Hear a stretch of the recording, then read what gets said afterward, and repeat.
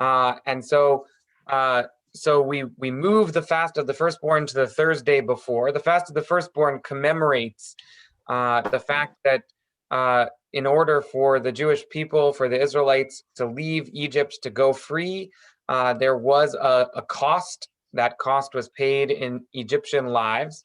It also commemorates for all of us that moment of fear and anxiety when after being told to paint blood on the doorpost, the Israelite people weren't 100% sure whether that would really protect them or not. There's a leap of faith there when they take the hyssop branches and paint the blood of their sacrifice on their doorposts. And for those of us who are firstborn children, whether we are firstborns to our mother or to our father, whether we are male or female, whatever gender we choose to be, the firstborn child of any in any family would have been killed by that plague, according to the account in Exodus. And so we have a sense of relief that it wasn't us. That sense of relief is a day of fasting, but of course, in the month of Nisan, it's actually forbidden to fast. And so we've developed a workaround solution, which is to conclude a passage, a significant passage of study, and in concluding that significant passage of study, which there is a celebratory meal associated with concluding study. That celebratory meal is a mitzvah, and the Sudat mitzvah, the mitzvah of joining in that celebratory meal, overwhelms the mitzvah of a minor fast leading up to Passover. And so it's my great pleasure to share with you all, though I'm sure you know, that Rachel and Orit have been studying a Masechet of Talmud, a tractate of Talmud, Moed Katan, which is a significant portion of study. They've been studying for the last 2 years, and they are looking forward to sharing some of their learning with us this morning. And please do stick around for their teaching, and then join them in a festive meal. Bring your own food, and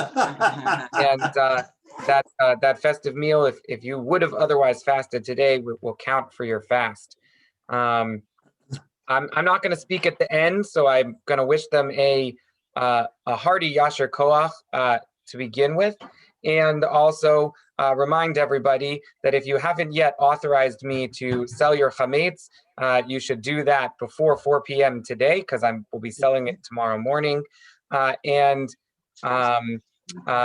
also, if you're interested in coming to the synagogue's Zoom Seder on the second night of Passover, you should register for that. Those are my announcements. And other than that, Orit and Rachel, it's all you. I'll start off. So Moed Katan directly. Can everybody hear me? You gotta be louder. Louder. Okay, so Moed Katan directly translates to Little Festival, which we more commonly refer to as Chol HaMoed.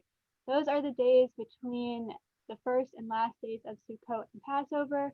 Both of these holidays begin and end with Yom Tov, where most forms of work are forbidden, but the rules for Chol HaMoed are different. So in chapter 1 and 2, which is what I will be discussing, we will focus on the permitted and prohibited activities and forms of work on Chol HaMoed.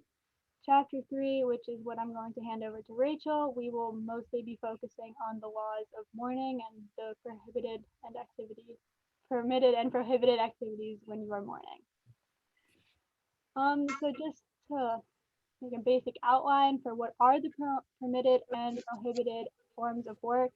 The permitted forms are if you are doing work in order to prevent a capital loss, but that doesn't mean just forego revenue, like if you will actually lose money from not doing work. If you are, Hang on, Orit. I'm just gonna mute everybody else other than you. You're gonna have to unmute yourself.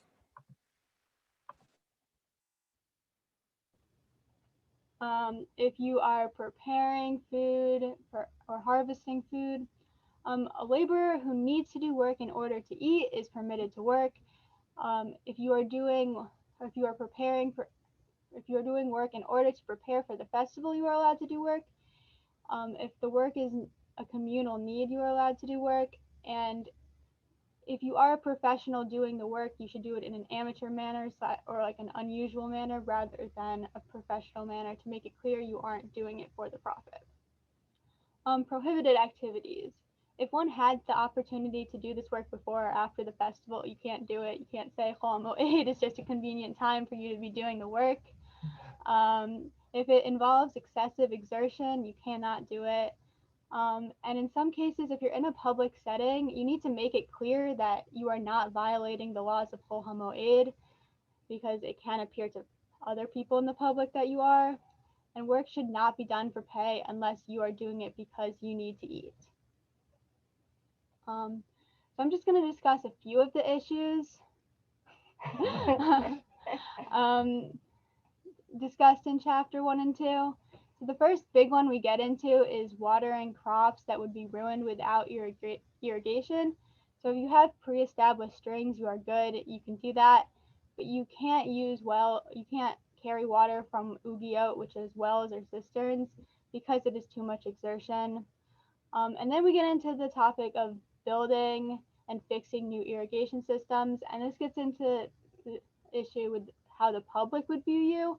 So if you throw the dirt far enough away that it doesn't look like you are planting or preparing the ground, you are good, but you need to make sure it is clear that you are doing so.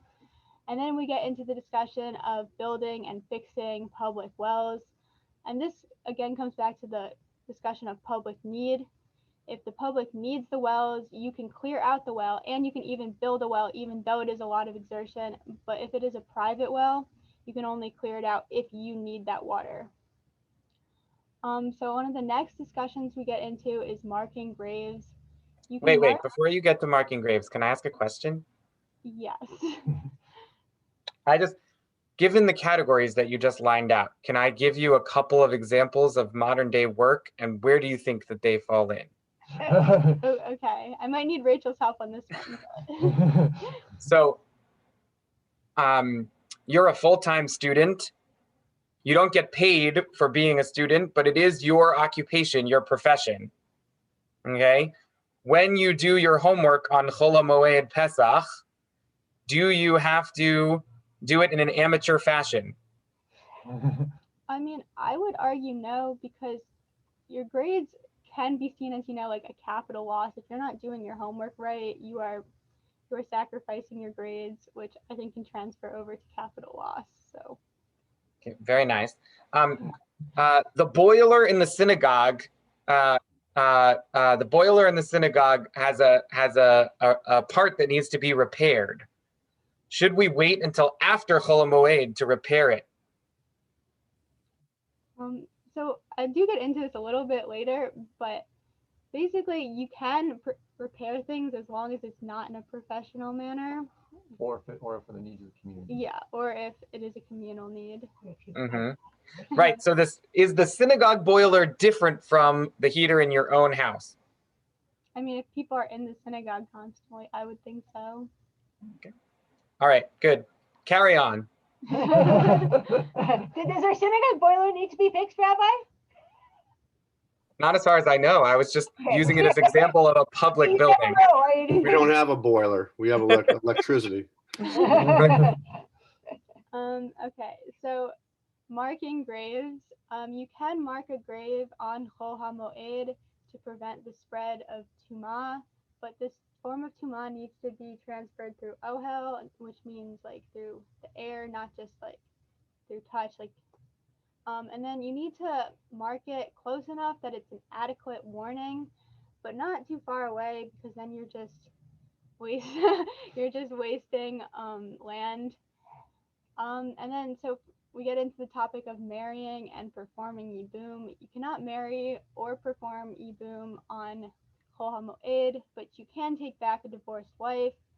You can't marry because we don't intermingle joyous occasions, and the husband might be a little more focused on the marriage of his wife than the obligations he has of Chol HaMoed. And also, weddings are just a lot of work, so it's considered too much exertion. And we do get into this topic. What's Yibum, just for everybody? Rachel, I feel like Rachel describes it well. I don't have all the specifics, but if your husband dies, the brother of your husband has an obligation to marry you so that you have someone to like take care of you and your land and whatnot. But if you don't want to marry your husband's brother, there's a ceremony called Yibum that basically involves hitting him with a sandal, and then you don't have to get married. Right, that's only in the case where the husband died without having children or living descendants. And then we get into discussion of making a stove or oven. And even though this is a lot of work, you can do it because you may need to prepare food for the festival that involves this stove or oven. And then we also get into the discussion of preparing and whether a professional or an amateur is doing it. And if an amateur is making these prepares, he is good to go. But if a professional worker is doing this, he needs to do it in an unusual manner. Again, this is just to show he's not doing it. This isn't his job. He's doing it for the sake of the repair and the holiday. I think Rachel is going to get into laundering and shaving, so I'll hand that over to her. All right. Yeah. So chapter 3 kind of starts by continuing this theme of prohibited and permitted activities. And they specifically talk about people who might be exempt from otherwise prohibited activities. So for example, you can't get your hair cut or do laundry on Chol HaMoed. But if you just arrived from overseas, or you were just released from captivity or prison, or if you're an excommunicate released from his ban, it's assumed you wouldn't have been able to wash your clothes or get your hair cut before the festival started. So you can actually do it on Chol HaMoed. And similarly, even though you're not supposed to do laundry, you can wash barber's cloths, bath towels, and hand towels. And then they also talk about documents that can be written on Chol HaMoed. So you can write things like betrothal documents or divorce bills, gift documents, or like records of court edicts, but you're not supposed to write any Torah scrolls, tefillin, mezuzot, things like that. And then one category I thought was really interesting was you're generally not supposed to write loan documents, but if the scribe has nothing to eat and needs to make a wage, or if the creditor doesn't trust the debtor to follow through, you can write the loan document on Chol HaMoed. But the main theme of chapter 3 is kind of the laws and practices of mourning. So they start off by talking about the mitzvah of rejoicing for a festival, which is greater than the mitzvah to mourn. So if you bury someone 3 days before the festival starts, the festival kind of cancels Shiva and you move right into Shloshim. But if you bury someone 8 days before the festival and you've already completed Shiva, the festival moves you past Shloshim and you're in the 1 year period. But Shabbat doesn't cut Shiva short. You observe it as part of Shiva, but festivals do. And there's a big discussion of like what counts as festivals. And actually, when it comes to Shiva, you treat Rosh Hashanah and Yom Kippur like all other festivals. Then there is a very long discussion about rending garments and how to do it properly and where on your shirt you should make rends and whether you can repair them or not. It was really interesting. We saw photos of the type of stitch you're supposed to use to sew it up so that you can tell that it's a rend, but you also don't have to have a gaping hole in your shirt. If you've been mourning a lot recently and you have a lot of rents in your shirt, you can turn it upside down or bring the front to the back to make more room, because you're not really supposed to sew it up properly. That's like repairing something that can't really be repaired because you've lost someone. Can I ask something? Sure. What do you think the rabbis of the Talmud would think about our custom of giving people black ribbons instead of actually rending shirts? I mean, I'm not sure they would love it, but I personally think, given that we live in a world that like we don't follow all of these Talmudic laws to the T, and a lot of people in our community are not Jewish, we would stand out and feel pretty uncomfortable if our shirts were constantly full of rips. So I think it's kind of a good compromise.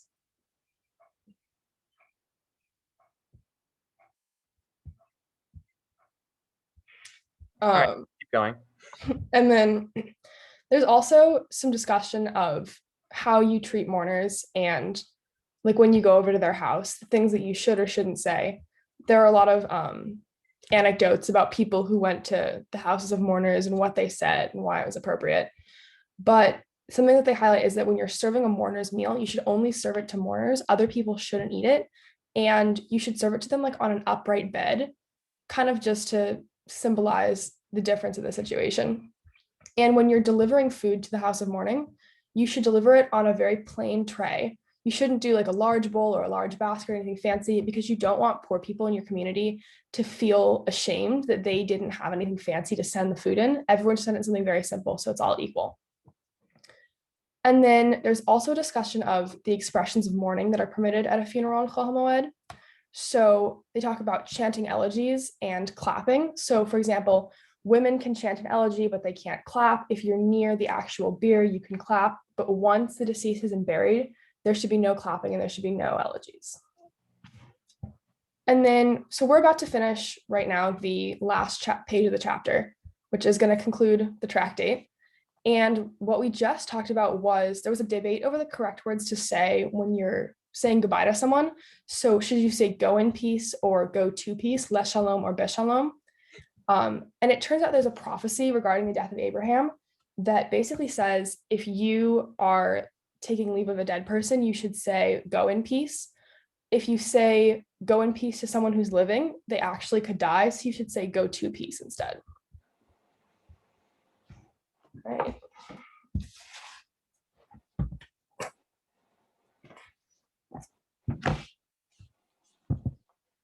Just because. Okay.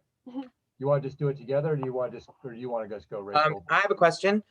Sure. Can I share the screen with the passage that you're going to be reading so that people can follow along with you? Yeah, that'd be great. All right. So from where at the end are you going? We are like literally like the last few lines. Like, Okay. yeah, the very right after the discussion of Lishalom and Bishalom. Mm-hmm. All right. Hold on one sec. Here, right? I'm just Yeah. finding it. What are your first words? I think it's Amar Rabbi Sayyad Bar-Ashim. Okay. Amar Rabbi Hiya Barashi. Is that correct? Right? Okay. Oh yeah, very much at the end. Okay. By design.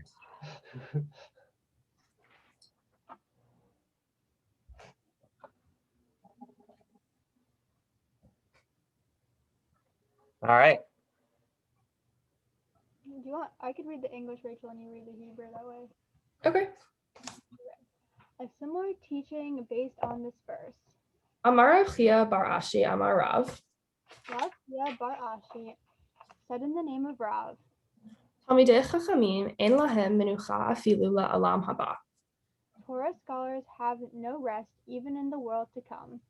Shene'emar. As it is stated, Yelchume chayil et chayil yira'eh el Elohim. B'tzion. they go from multitude to multitude, each appears before God in Zion. The reference is to the multitudes studying Torah before the divine presence in the world to come.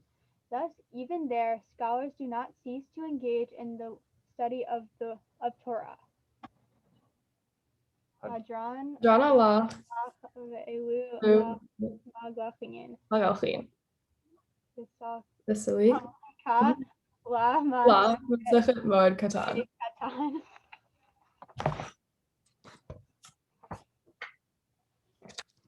I think we have some more Hadran Allah.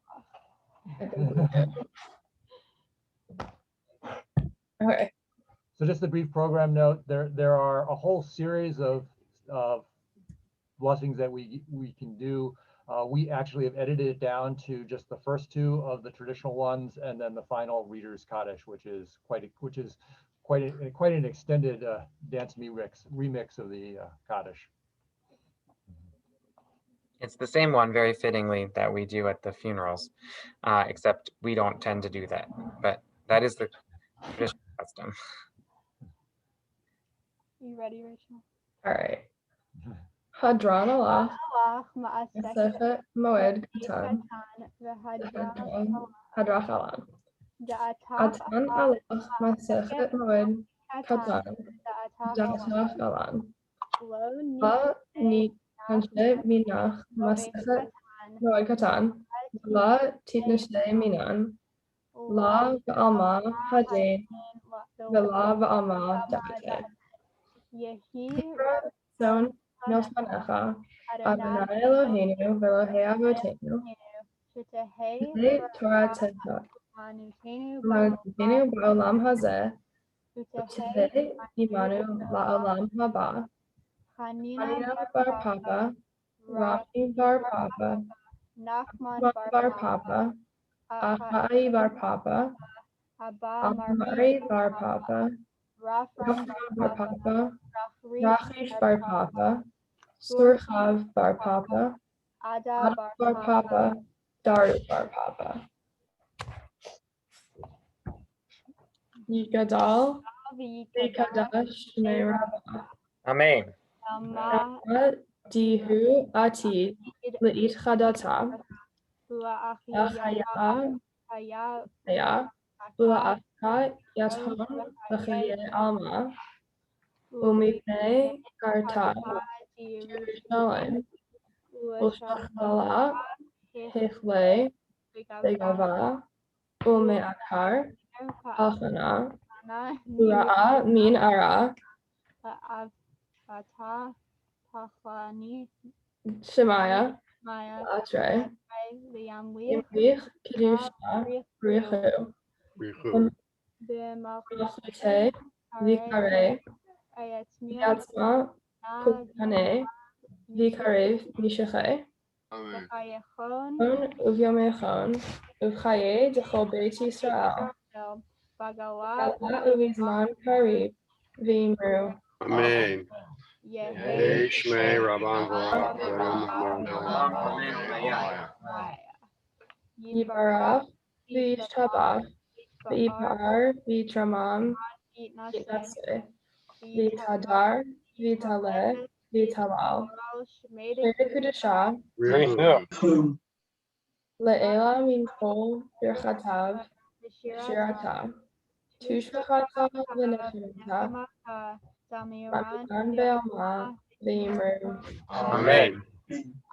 Al Yisrael, Ve'al Rabbanan, Ve'al Tamidehon, Al Kol Tamidehon, Al Kol Ma'an De'askin, Yoraita, Tra Hadin, V'di V'chol, Atar Ha'atar, Hon U'echon Shlama Rabba, Hina V'chista V'rachamin, V'chayin Archin, Donei Riviche, Ana Min Kadam Avuhon Vivishmaya, Amen. Shlama Rabba Min Shemaya, Chaim Aleinu Be'al Israel. V'imru. Amen. Amen. Say Shalom Bimramav, Say shalom. Say Shalom, Aleinu Aleinu Be'al Israel. V'imru. Amen. Amen. Baruch atah Adonai Eloheinu melech haolam borei pri hagafen. Amen. Yasher Koach. Yasher koach. Well, what a Yasher Koach. privilege for us to Studying, hear guys. you give this talk. Thank you.